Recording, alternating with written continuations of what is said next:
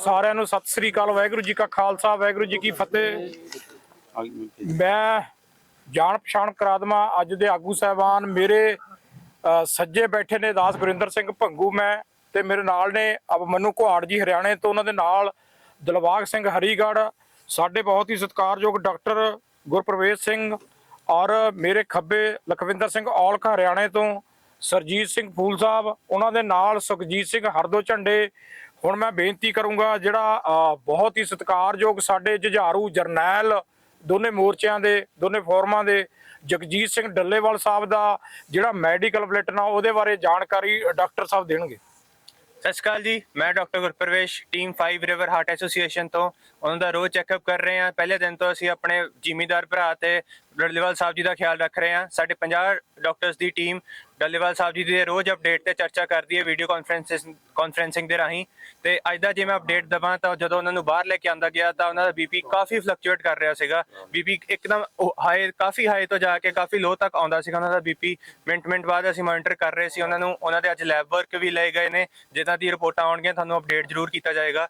ਤੇ ਇੱਕ ਚੀਜ਼ ਮੈਂ ਸਾਰਿਆਂ ਨੂੰ ਦੱਸ ਦੇਣਾ ਚਾਹੁੰਦਾ ਕਿ ਆਉਣ ਵਾਲੇ ਦਿਨਾਂ ਜਿੱਦਾਂ ਠੰਡ ਕਾਫੀ ਵੱਧ ਰਹੀ ਹੈ, ਅੱਜ ਵੀ ਟੈਂਪਰੇਚਰ ਘਟਿਆ, ਤੇ ਅਸੀਂ ਆਪਣੇ ਜ਼ਿੰਮੇਵਾਰੀ ਭਰਾਵਾਂ ਦਾ ਜਿਨ੍ਹਾਂ ਦਾ ਵੀ ਰੋਜ਼ ਖਿਆਲ ਰੱਖ ਰਹੇ ਹਾਂ ਤਾਂ ਦੇਖ ਰਹੇ ਹਾਂ ਕਿ ਵਾਇਰਲ ਇਨਫੈਕਸ਼ਨ ਬਹੁਤ ਵੱਧ ਰਹੀ ਹੈ।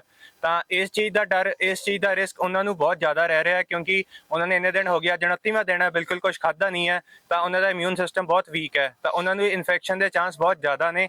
ਇਸ ਕਰਕੇ ਆਉਣ ਵਾਲੇ ਦਿਨ ਇੱਕ ਠੰਡ ਕਰਕੇ ਉਹਨਾਂ ਦੀ ਬੋਡੀ ਨੂੰ, ਜੋ ਉਹਨਾਂ ਨੇ ਬਿਲਕੁਲ ਕੁਝ ਨਹੀਂ ਖਾਧਾ, ਬੋਡੀ ਨੂੰ ਹੋਰ ਜ਼ਿਆਦਾ ਵਰਕ ਕਰਨਾ ਪਏਗਾ ਆਪਣਾ ਬੇਸਿਕ ਟੈਂਪਰੇਚਰ ਮੇਨਟੇਨ ਕਰਨ ਨੂੰ। ਤਾਂ ਕਰਕੇ ਆਉਣ ਵਾਲੇ ਦਿਨ ਕਾਫੀ ਖਤਰਨਾਕ, ਚਿੰਤਾਜਨਕ ਰਹਿਣਗੇ ਉਹਨਾਂ ਲਈ। ਤੇ ਅੱਜ ਦਾ ਵਿਸ਼ੇਸ਼ ਵਿਚਾਰ ਆਹੀ ਸੀਗਾ। ਧੰਨਵਾਦ। ਹੁਣ ਮੈਂ ਬੇਨਤੀ ਕਰਾਂ ਲਖਵਿੰਦਰ ਸਿੰਘ ਔਲਖ साहब ਨੂੰ, ਉਹ अपनी वार्ता चालू करेंगे।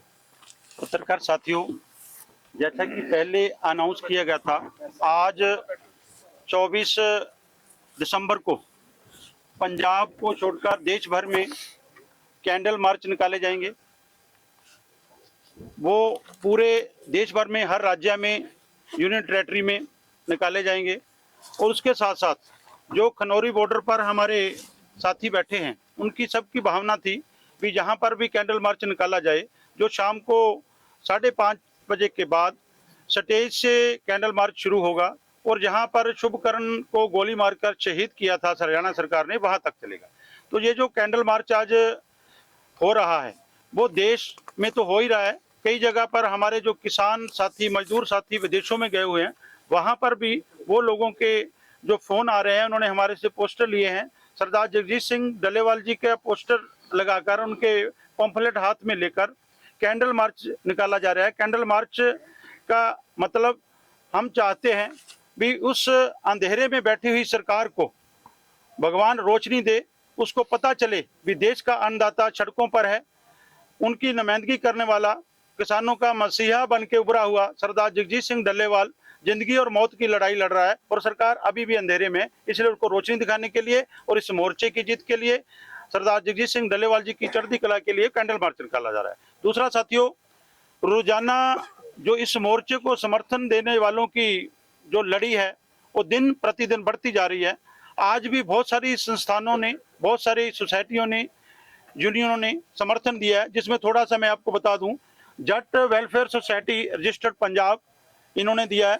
उसके बाद स्थान अकाल बुगा मशीनरी ट्रस्ट रजिस्टर्ड इंटरनेशनल, इन्होंने भी इस मोर्चे को समर्थन दिया है, मांगों को समर्थन दिया है। सरदार जगजीत सिंह डल्लेवाल की चढ़ती कला के लिए उनको समर्थन दिया है। उसके साथ नंबरदार यूनियन है, उन्होंने समर्थन दिया है।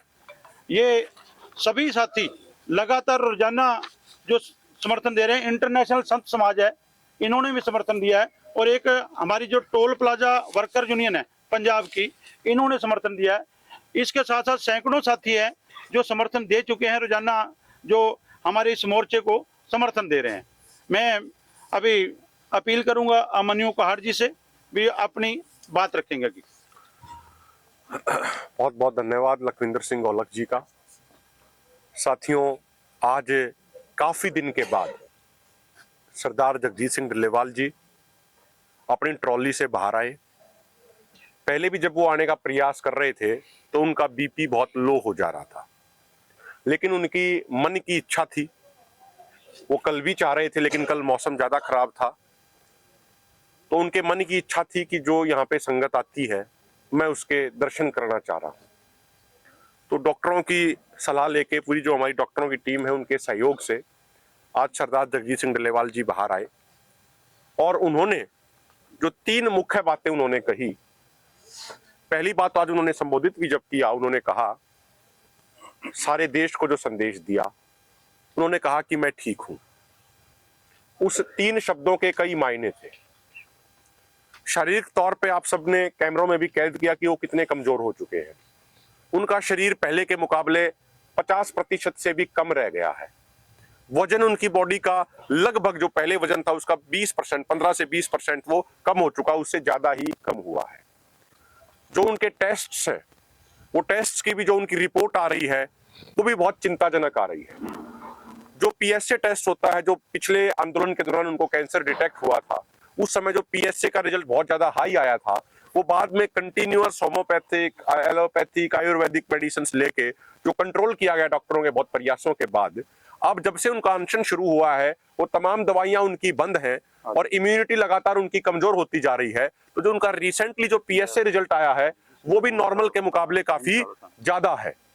तो लगातार उनकी जो हेल्थ है वो डिटेरियोरेट होती जा रही है। उसके बावजूद उन्होंने कहा कि मैं ठीक हूं, उसका मतलब ये था कि मेरे हौसले पूरे तरीके से बुलंद हैं, किसी चीज की कोई चिंता करने की जरूरत नहीं है। जो बहुत सारे साथी, हम भी कई बार चिंतित हो जाते हैं कि कभी कोई अनहोनी ना हो जाए, तो उन्होंने उसी का जवाब आज ये दिया कि मैं ठीक हूं, चिंता करने की जरूरत नहीं है, हौसले बुलंद है, जो होगा परमात्मा वाहिगुरु को जो मंजूर होगा उसको हम स्वीकार करेंगे। दूसरा उन्होंने ये कहा कि पिछले आंदोलन के खत्म होते समय कई राज्यों के किसानों का उनको एक उलाहना था ये कि भाई एमएसपी गारंटी कानून की लड़ाई हम बीच में क्यों छोड़ रहे हैं। तो आज डल्लेवाल साहब ने स्पेसिफिकली मेंशन करते हुए ये कहा, उन्होंने बड़े भाई और छोटे भाई का जिक्र किया, यानी पंजाब और हरियाणा का उन्होंने जिक्र किया। उन्होंने कहा कि जिस तरीके से छोटे भाई हरियाणा से भी किसान बड़ी संख्या में आ रहे हैं, उनकी संख्या और ज्यादा बढ़ाने की जरूरत है और गांव वाइज यहाँ पे तंबू लगे। ये उन्होंने विशेष प्रार्थना हरियाणा के किसानों से करी है और जो आज बड़ी संख्या में लोग आए हैं उनका भी उन्होंने धन्यवाद किया है। तीसरी जो उन्होंने अपील करी है विशेषकर पंजाब और हरियाणा के नौजवानों से, उन्होंने ये कहा, जो उनके शब्द थे मैं हूबहू बयान कर रहा हूं, उनके शब्द ये थे कि मोर्चा हमने जमा लिया है, मोर्चे का संदेश, हमारे मुद्दों की गूंज पूरे देश में सुनाई दे रही है।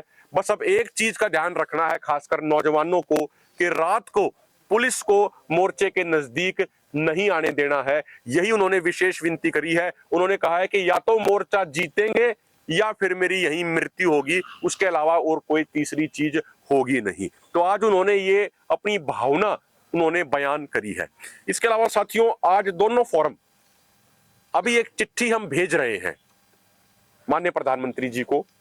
वो चिट्ठी है, इस पे सरदार जगजीत सिंह डल्लेवाल जी के हस्ताक्षर हैं, यहाँ पे उनके हस्ताक्षर हैं और ये चिट्ठी हम माननीय प्रधानमंत्री जी को भेज रहे हैं। साथियों, ये जो हम अपनी तरफ से जो ये संदेश दे रहे हैं उसका एक बहुत बड़ा कारण और भी है। अक्सर कुछ लोगों द्वारा, राजनीतिक लोगों द्वारा हमारे बारे में ये परसेप्शन बनाया जाता है, खासकर दोनों मोर्चों एसकेएम नॉन पॉलिटिकल और केएमएम के बारे में बार बार ये एक झूठा परसेप्शन बिल्डअप करने की कोशिश करी जाती है कि ये लोग बात नहीं करना चाहते, ये लोग सुनना नहीं चाहते। बार बार एक नेगेटिव परसेप्शन बिल्डअप किया जाता है। लेकिन आपने पिछले कुछ दिनों में देखा है, मोर्चों ने पहले कहा भी है और अभी उन्होंने अपनी तरफ से पत्र भी लिखे हैं।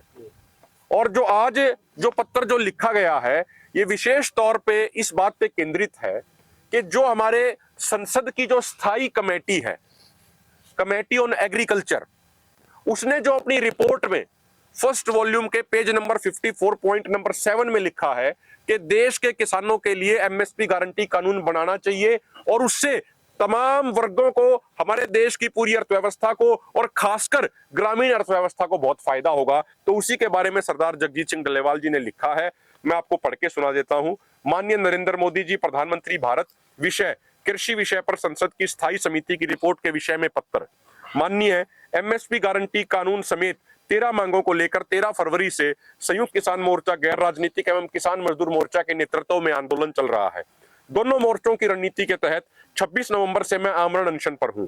मैं उम्मीद करता हूं कि मोर्चे की स्थिति के बारे में आपको सूचना मिल ही रही होगी। माननीय प्रधानमंत्री जी, हालिया समय में कृषि विषय पर संसद की स्थायी समिति ने संसद के सामने रिपोर्ट प्रस्तुत करी है, जिसमें कहा गया है कि एमएसपी गारंटी कानून बनाया जाए और इससे देश की अर्थव्यवस्था, खासकर ग्रामीण अर्थव्यवस्था को बहुत फायदा होगा। इस संसदीय कमेटी में सभी राजनीतिक पार्टियों के सांसद शामिल हैं, यानी देश की सर्वोच्च संस्था संसद की भावना देश के किसानों के लिए एमएसपी गारंटी कानून बनाने के पक्ष में है। सबसे महत्वपूर्ण बात यह है कि इस कमेटी में शामिल सभी सांसदों ने सर्वसम्मति से इस रिपोर्ट को तैयार किया है। माननीय प्रधानमंत्री जी, आपने 20 मई 2014 को पहली बार संसद भवन में प्रवेश करने से पहले सीढ़ियों के सामने नतमस्तक होकर प्रणाम किया था, यानी आपने संसद को सर्वोच्च संस्था के तौर पे सम्मान दिया था। आज देश की उसी सर्वोच्च संस्था संसद की सर्वदलीय कमेटी ने एमएसपी गारंटी कानून बनाने की सिफारिश करी है।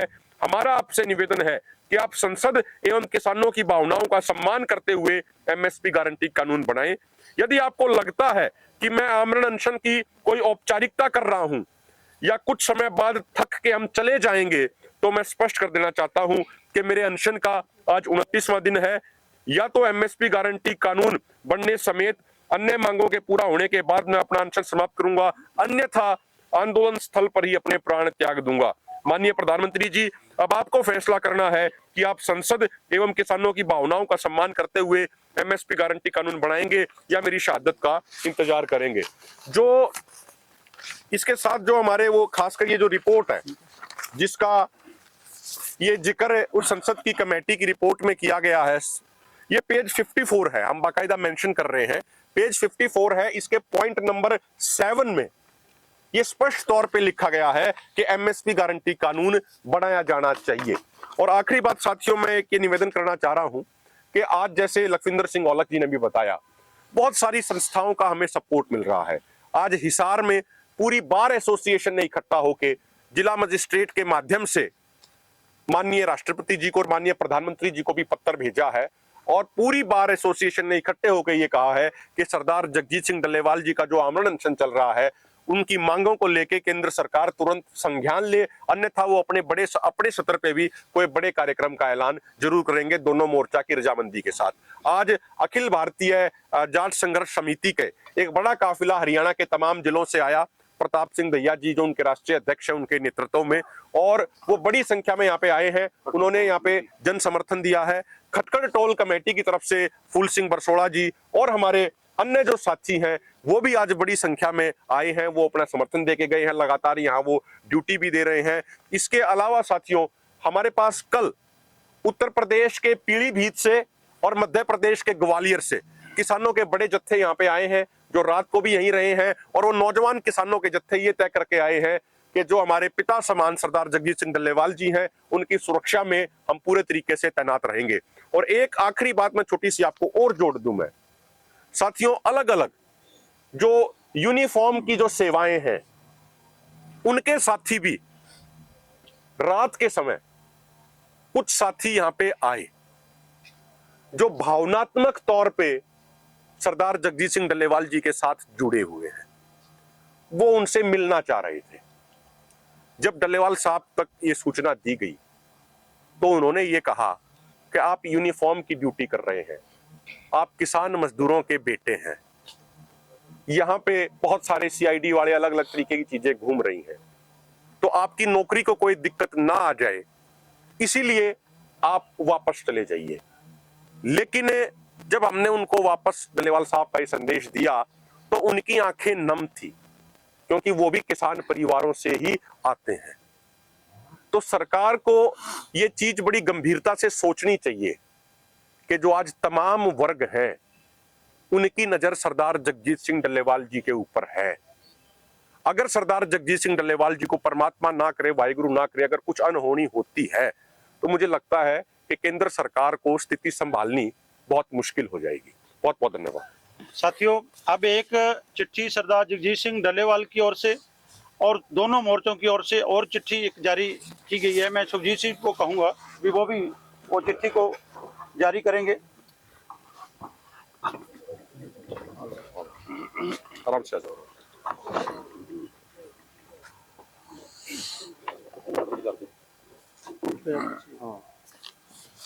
पत्रकार दोस्तों, ਜੋ 13 ਫਰਵਰੀ ਤੋਂ 13 ਮੰਗਾਂ ਨੂੰ ਲੈ ਕੇ ਇਸ ਮੋਰਚੇ 'ਤੇ ਬੈਠੇ ਹੋਏ ਆ ਔਰ ਪਿਛਲੇ 29 ਦਿਨ ਤੋਂ ਸਰਦਾਰ ਜਗਜੀਤ ਸਿੰਘ ਡੱਲੇਵਾਲ ਇਹਨਾਂ ਮੰਗਾਂ ਦੇ ਸੰਬੰਧ ਵਿੱਚ ਔਰ ਜੋ ਸਰਕਾਰ ਦਾ ਜ਼ਬਰ ਜ਼ੁਲਮ ਸਾਡੇ ਤੇ ਹੁੰਦਾ ਉਹਦੇ ਸੰਬੰਧ ਵਿੱਚ ਮਰਨ ਵਰਤ ਤੇ ਬੈਠੇ ਹੋਏ ਨੇ। ਉਹਨਾਂ ਦੇ ਮਰਨ ਵਰਤ ਨੂੰ ਹੋਰ ਸਪੋਰਟ ਕਰਨ ਵਾਸਤੇ ਆਪਾਂ 30 ਦਸੰਬਰ ਨੂੰ ਪੰਜਾਬ ਬੰਦ ਦਾ ਸੱਦਾ ਦਿੱਤਾ ਹੋਇਆ ਔਰ ਉਸ ਪੰਜਾਬ ਬੰਦ ਦੇ ਸੱਦੇ ਨੂੰ ਸਫਲਤਾਪੂਰਵਕ ਜਿਹੜਾ ਪੂਰਨ ਔਰ ਸੰਪੂਰਨ ਬੰਦ ਕਰਨ ਵਾਸਤੇ ਆਪਾਂ 26 ਤਰੀਕ ਨੂੰ ਮਾਹੀ ਹੋਟਲ ਵਿੱਚ ਇੱਥੇ ਇਸੇ ਜਗ੍ਹਾ ਦੇ ਉੱਪਰ ਜਿੰਨੀਆਂ ਸਮਾਜਿਕ ਮੁਲਾਜ਼ਮ ਜਥੇਬੰਦੀਆਂ, ਧਾਰਮਿਕ ਜਥੇਬੰਦੀਆਂ, trade union, transport union, roadway union, ਪਟਵਾਰ ਯੂਨੀਅਨ, ਟੀਚਰ ਯੂਨੀਅਨ, ਸਭ ਜਥੇਬੰਦੀਆਂ ਨੂੰ ਆਪਾਂ ਇੱਥੇ ਜਿਹੜਾ ਵਾ 26 ਨਵੰਬਰ ਨੂੰ ਉਸ 30 ਤਰੀਕ ਦੇ 30 ਦਸੰਬਰ ਦੇ ਪੰਜਾਬ ਬੰਦ ਨੂੰ ਸਫਲਤਾਪੂਰਵਕ ਕਰਨ ਵਾਸਤੇ ਇੱਥੇ ਮੀਟਿੰਗ ਦਾ ਸੱਦਾ ਦਿੱਤਾ ਹੋਇਆ ਪਹੁੰਚਣ ਵਾਸਤੇ।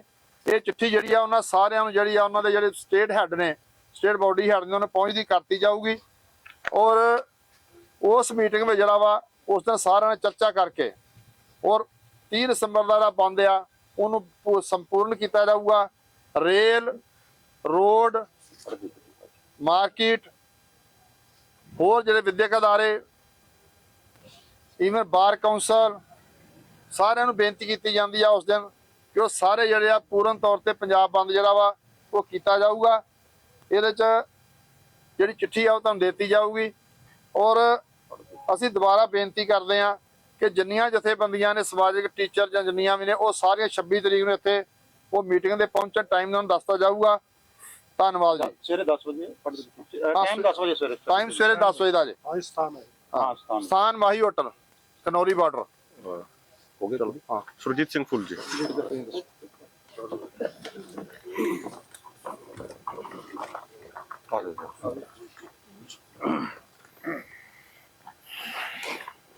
ਸਾਰੇ ਪੱਤਰਕਾਰ ਸਾਥੀਓ, ਤੁਸੀਂ ਵੇਖਿਆ ਹੋਣਾ ਵੀ ਪਿਛਲੇ ਦਿਨੀ ਪੰਜਾਬ ਦੇ ਵਿੱਚ ਇੱਕ ਚੱਲਿਆ ਪ੍ਰਚਾਰ ਵੀ ਡੱਲੇਵਾਲ ਸਾਹਿਬ ਦਾ ਵਰਤ ਤੜਵਾਉਣਾ ਚਾਹੀਦਾ, ਭਾਵੇਂ ਉਹ ਜਿਹੜੇ ਅਕਾਲ ਤਖਤ ਦੇ ਜਥੇਦਾਰ ਹੈ ਉਹਨਾਂ ਤੋਂ ਅਪੀਲ ਕਰਵਾ ਕੇ ਜਾਂ ਉਹਨਾਂ ਤੋਂ ਹਦਾਇਤ ਕਰਵਾ ਕੇ ਵੀ ਤੜਵਾਇਆ ਜਾਵੇ। ਉਹਦਾ ਜਵਾਬ ਡੱਲੇਵਾਲ ਸਾਹਿਬ ਨੇ ਖੁਦ ਆ ਪ੍ਰਧਾਨ ਮੰਤਰੀ ਦੇ ਨਾਂ ਤੇ ਚਿੱਠੀ ਜਾਰੀ ਕਰਕੇ ਵੀ ਇਹ ਮਰਨ ਵਰਤ ਕਦੋਂ ਸਮਾਪਤ ਹੋਊਗਾ ਉਹ ਜਵਾਬ ਦੇਤਾ। ਉਹ ਮਾਮਲਾ ਕਲੋਜ਼ ਹੋ ਗਿਆ। ਦੂਸਰੀ ਗੱਲ ਹੈ, ਹਮਾਇਤ ਵਾਲੀ ਗੱਲ ਹੈ, ਮੀਡੀਆ ਦਾ ਇੱਕ ਛੋਟਾ ਹਿੱਸਾ, ਵੱਡਾ ਹਿੱਸਾ ਮੋਰਚੇ ਦਾ ਸਮਰਥਨ ਕਰ ਰਿਹਾ, ਛੋਟਾ ਹਿੱਸਾ ਇਹ ਨਰੇਟਿਵ ਮਤਲਬ ਚਲਾ ਰਿਹਾ ਵੀ ਇਹ ਇਕੱਲੇ ਪੰਜਾਬ ਦਾ ਅੰਦੋਲਨ ਹੈ, ਪੰਜਾਬ ਦੇ ਜਥੇ ਆ ਰਹੇ ਨੇ, ਪੰਜਾਬ ਦੀ ਗਿਣਤੀ ਹੈ ਇੱਥੇ। ਪਰ ਇਹ ਗੱਲ ਜਿਹੜੀ ਹਕੀਕਤ ਦੇ ਅਨੁਸਾਰ ਨਹੀਂ। ਦੂਸਰੇ ਜਿੰਨਾ ਵੀ ਆਹ ਪੜ੍ਹੇ ਇਦੋਂ ਪਹਿਲਾਂ ਸਮਰਥਨ ਆਇਆ, ਅੱਜ 24 ਤਰੀਕ ਨੂੰ ਪੰਜਾਬ 'ਚ ਨਹੀਂ ਹੋਣਾ, ਪੰਜਾਬ 'ਚ ਤਾਂ ਇਕੱਲਿਆਂ ਬਾਰਡਰਾਂ ਤੇ ਹੋਣਾ। ਬਾਕੀ ਸਾਰੀਆਂ ਸਟੇਟਾਂ ਦੇ ਵਿੱਚ ਜਿਹੜਾ ਇਸ ਅੰਦੋਲਨ ਕੇਂਦਰ ਸਰਕਾਰ ਵਿਰੋਧੀ ਜਿਹੜਾ ਕਿਸਾਨ ਅੰਦੋਲਨ ਭਾਗ 2 ਹੈ, ਇਹਦੇ ਸਮਰਥਨ ਦੇ ਵਿੱਚ ਅੱਜ ਸਾਰੇ ਸੂਬਿਆਂ ਦੇ ਵਿੱਚ ਆਉਣਾ। ਉਹ ਕੱਲ ਤੱਕ ਤੁਹਾਡੇ ਕੋਲੇ ਮੀਡੀਆ ਰਾਹੀਂ ਪਹੁੰਚ ਜਾਊਗੀ। ਇਦੋਂ ਬਿਨਾਂ, ਇੰਡੀਆ ਤੋਂ ਬਿਨਾਂ ਜਾਂ ਇੰਡੀਆ ਦੀਆਂ ਦੂਜੀਆਂ ਸਟੇਟਾਂ ਤੋਂ ਬਿਨਾਂ ਜਿਹੜੇ ਇੰਟਰਨੈਸ਼ਨਲ ਲੈਵਲ ਤੇ ਦੂਸਰੇ ਕੰਟਰੀ ਹੈ, ਜਿੱਥੇ ਆਪਣੇ ਖਾਸ ਕਰਕੇ ਕੈਨੇਡਾ, ਅਮਰੀਕਾ, ਜਿੱਥੇ ਆਪਣੇ ਵੱਧ NRI ਹੈ, ਇੰਡੀਅਨ ਹੈ ਪ੍ਰਵਾਸੀ, ਉੱਥੇ ਅੱਜ ਸਾਨੂੰ ਇੱਕ ਉਹਨਾਂ ਨੇ ਭੇਜਿਆ ਆਹ ਇਸ਼ਤਿਹਾਰ ਵੀ 28 ਦਸੰਬਰ ਨੂੰ ਇੱਕ ਸੰਸਥਾ ਹੈਗੀ ਆ ਇੰਡੀਅਨ ਮਿਸ਼ਨ ਨਿਊਯਾਰਕ, ਇਹ 28 ਦਸੰਬਰ ਨੂੰ ਸੈਚਰਡੇ ਵਾਲੇ ਦਿਨ ਯੂਨਾਈਟਿਡ ਨੇਸ਼ਨਜ਼ ਦਾ ਜਿਹੜੀ ਫਸਟ ਐਵੇਨਿਊ ਦਾ ਜਿਹੜਾ ਦਫ਼ਤਰ ਹੈ 47 ਸਟੇਟ ਦੇ ਵਿੱਚ, ਉਸ ਦਫ਼ਤਰ ਵਿਖੇ ਸਾਰਾ ਜਿਹੜੇ NRI ਆ ਆਪਣੇ ਅਮਰੀਕਾ ਦੇ, USA ਦੇ, ਇਕੱਠੇ ਹੋ ਕੇ ਕਿਸਾਨ ਆਗੂ ਜਗਜੀਤ ਸਿੰਘ ਡੱਲੇਵਾਲ ਤੇ ਹੋਰ ਕਿਸਾਨਾਂ ਦੀ ਜਾਨ ਦੀ ਦੁਸ਼ਮਣ ਬਣੀ ਜ਼ਾਲਮ ਹਕੂਮਤ ਨੂੰ ਵੰਗਾਰਨ ਲਈ ਇਕੱਠੇ ਹੋ ਰਹੇ ਨੇ। ਸੋ ਇਹ ਵੀ ਆਪਣੇ ਆਪ 'ਚ ਇੱਕ ਜਿਹੜਾ ਉਹ ਨਰੇਟਿਵ ਬਣਾ ਰਿਹਾ ਵੀ ਇਕੱਲੇ ਪੰਜਾਬ ਦਾ, ਉਹਦਾ ਇਹ ਆਪਣੇ ਆਪ 'ਚ ਜਵਾਬ ਹੈ। ਉਹ ਕਹਿੰਦੇ ਆ ਵੀ ਹਰ ਸੈਚਰਡੇ ਸੰਡੇ ਨੂੰ ਕੈਨੇਡਾ, ਅਮਰੀਕਾ ਦੇ ਵਿੱਚ ਜਿੰਨਾ ਚਿਰ ਅੰਦੋਲਨ ਚੱਲੂਗਾ ਸਾਡਾ ਸਮਰਥਨ ਰਹੂਗਾ। ਇੱਥੋਂ ਤੱਕ ਵੀ ਉਹਨਾਂ ਨੇ ਕਿਹਾ ਮੈਨੂੰ ਫੋਨ ਤੇ ਵੀ ਤੁਹਾਡੇ ਦਿਨ ਹੁੰਦਾ, ਸਾਡੇ ਰਾਤ ਹੁੰਦੀ ਆ। ਹੁਣ ਉਹਨਾਂ ਦੇ 4 ਵਜੇ ਹੋਣਗੇ, ਰਾਤ ਦੇ ਕਹਿੰਦੇ ਵੀ 2 ਵਜੇ ਤੱਕ ਅਸੀਂ ਸਾਰਾ ਲਾਈਵ ਹੈ ਜਿਹੜਾ ਇੱਥੋਂ ਚੱਲਦਾ ਉਹ ਵੇਨੇ ਆ, ਅਸੀਂ ਮਾਨਸਿਕ ਤੌਰ ਤੇ ਜੁੜੇ ਹੋਏ ਆ। ਸੋ ਸਾਡਾ ਵੀ ਤੁਹਾਡੇ ਮਾਧਿਅਮ ਰਾਹੀਂ ਸਾਰੇ ਜਿੰਨੇ ਦੋਨਾਂ ਫੋਰਮਾਂ ਵੱਲੋਂ ਜਿੰਨੇ ਇੱਥੇ ਆਪਣੇ NRI ਭਰਾ ਹੈਗੇ ਨੇ ਉੱਥੇ ਗਏ ਹੋਏ ਨੇ, ਉਹਨਾਂ ਨੂੰ ਸਾਰਿਆਂ ਨੂੰ ਅਪੀਲ ਹੈ ਵੀ ਜੋ ਉਹ ਇਹ ਇੰਡੀਅਨ ਮਿਸ਼ਨ ਨਿਊਯਾਰਕ ਦਾ ਜੋ ਪ੍ਰੋਗਰਾਮ ਹੈ ਇਸ ਅੰਦੋਲਨ ਦੇ, 28 ਦਸੰਬਰ ਨੂੰ ਉਹਦੇ ਵਿੱਚ ਵੱਧ ਤੋਂ ਵੱਧ ਸਹਿਯੋਗ ਦੇਣ, ਸਮਰਥਨ ਕਰਨ। ਧੰਨਵਾਦ ਜੀ। हाँ जी, दिलबाग सिंह ठीक। आपको कुछ जुड़ना है जी? आपको एक मिनट जी, जुड़ना है, कुछ ऐड करना है जी? आप आ जाओ डॉक्टर साहब, बस एक साथ आखिरी हमारे साथी हैं, उसके बाद हम सवाल जवाब आपके लेंगे। संक्षेप में रखिएगा। दिलबाग सिंह हरिगढ़ जी। ਪੱਤਰਕਾਰ ਦੋਸਤੋ, ਤੁਸੀਂ ਪਿਛਲੇ ਦਿਨੀ ਸੋਸ਼ਲ ਮੀਡੀਆ ਤੇ ਸੁਣਿਆ ਵੀ ਹੈ ਤੇ ਤੁਸੀਂ ਇੰਟਰਵਿਊਆਂ ਵੀ ਕੀਤੀਆਂ ਸਾਡੀਆਂ ਵੱਖ-ਵੱਖ ਜਨਤਕ ਜਥੇਬੰਦੀਆਂ ਦੀਆਂ, ਜਿਹਦੇ ਵਿੱਚੋਂ ਵੱਡੀ ਪੱਧਰ ਤੇ ਸਾਡੇ ਭਰਾ ਕੁਝ ਇਹ ਗੱਲਾਂ ਕਹਿ ਰਹੇ ਆ ਕਿ ਸਮਾਂ ਤੇ ਹਾਲਾਤ ਹੁੰਦੇ ਆ ਤੇ ਉਹ ਇਹਨਾਂ ਮੰਗਾਂ ਨੂੰ ਇੰਨੀਆਂ ਵੱਡੀਆਂ ਕਰਕੇ ਪੇਸ਼ ਕਰ ਰਹੇ ਆ ਕਿ ਇਹ ਮੰਗਾਂ ਪੂਰੀਆਂ ਹੋ ਨਹੀਂ ਸਕਦੀਆਂ। ਜਾਣੀ ਅਸੀਂ ਸਾਡੇ ਉਹਨਾਂ ਭਰਾਵਾਂ ਨੂੰ ਇਹ ਸੱਦਾ ਦੇਣਾ ਚਾਹੁੰਦੇ ਆ ਕਿ ਭਰਾਵੋ, ਜਦੋਂ ਅੰਗਰੇਜ਼ਾਂ ਦਾ ਰਾਜ ਹੁੰਦਾ ਸੀ ਸਾਡੇ ਮੁਲਕ ਦੇ ਉੱਤੇ, ਉਦੋਂ ਵੀ ਜੇ ਭਗਤ ਸਿੰਘ ਹੋਰੀ ਇਹ ਤੁਹਾਡੇ ਵਾਲੀ ਸੋਚ ਤੇ ਚੱਲਦੇ ਹੁੰਦੇ ਤਾਂ ਸਾਡਾ ਮੁਲਕ ਅੱਜ ਅੰਗਰੇਜ਼ਾਂ ਦਾ ਗੁਲਾਮ ਹੁੰਦਾ। ਇਸ ਕਰਕੇ ਸਾਡੀਆਂ ਮੰਗਾਂ ਸਾਂਝੀਆਂ, ਇੱਕੋ ਮੰਗਾਂ ਸਾਡੀਆਂ ਖੇਤੀਬਾੜੀ ਸੈਕਟਰ ਨੂੰ ਬਚਾਉਣ ਨਾਲ ਸੰਬੰਧਿਤ ਹੈ।